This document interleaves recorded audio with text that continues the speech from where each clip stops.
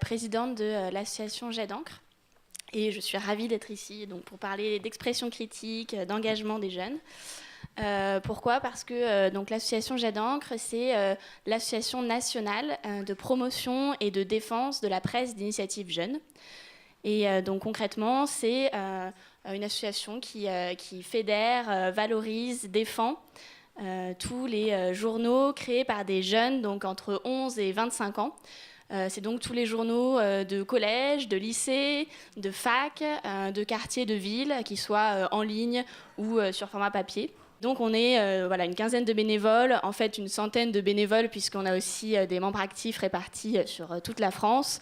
Et on a une seule salariée qui est notre déléguée générale. Donc on a un triple objectif, donc de fédérer, valoriser et défendre cette presse d'initiative jeune. On parle nous de journaux jeunes et pas de jeunes journalistes, parce qu'on fait la distinction donc, entre tous les journaux qui sont des projets, des initiatives portées par les jeunes et des journaux qui sont des journalistes qui seraient au début d'une carrière professionnelle. La presse d'initiative jeune, elle est née d'une volonté d'exprimer un regard différent par rapport aux adultes, la volonté de s'emparer d'un espace et de faire reconnaître un droit, donc celui de s'exprimer. Ce sont tous des jeunes qui en fait vont avoir une conscience plus ou moins affirmée de leur liberté d'expression, avec tous les droits, toutes les responsabilités qui en découlent. On les soutient parce que c'est quand même une presse qui connaît des obstacles, puisque qui dit indépendance et volonté d'autonomie par rapport aux adultes, dit nécessairement certaines formes d'incompréhension, parfois des résistances par rapport à la création d'un journal ou à la prise d'autonomie ou à la prise de responsabilité, d'où des formes de censure ou d'autocensure qu'on tente de pallier par différents moyens.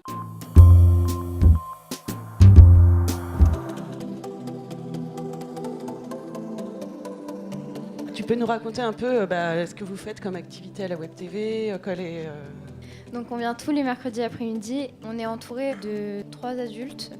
On choisit ce qu'on veut faire la journée, on en parle avec eux, on débat, on fait des petits débats avant, on se filme et grâce à eux en fait ils nous donnent les capacités et le matériel pour monter nos projets. Comme ils disent, on est autonome en fait. Ils nous laissent tout faire et en fait ils sont juste en aide et en accompagnement pour nous aider. À un moment donné, ce qui est intéressant, c'est quand il y a un jeune qui, lui, est le lien. Voilà, voici ce que je fais au quotidien et qui se met à un moment donné, voici mon univers. Après, vous prenez pas, mais en tous les cas, quand il y a cette clé-là, on est bien bête de ne pas la prendre. Il n'y a pas très longtemps, on a fait un plateau sur la laïcité dans un lycée.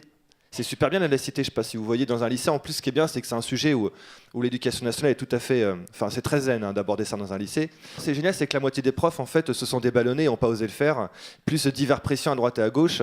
Et donc, du coup, là, ce que je voulais dire, c'est que quand on veut faire parler les jeunes sur des sujets de société, là, on parle de compétences pédagogiques, là, il faut y aller. Parce qu'en fait, quand on est animateur, et on se retrouve le cul entre plein de chaises, c'est-à-dire l'éducation nationale, que je salue tendrement, les personnels pédagogiques et les jeunes dont on doit respecter les opinions et dont on doit respecter un peu les pratiques.